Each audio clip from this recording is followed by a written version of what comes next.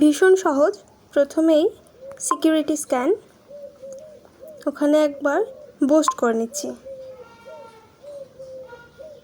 তাহলে স্পিডও ঠিক থাকে।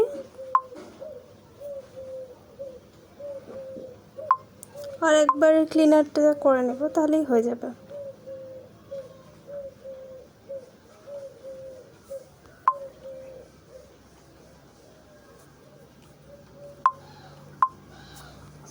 এরপর চলে যাব দেখি কাজ হয়েছে কিনা, তাহলে আর কিছু করতে হবে না।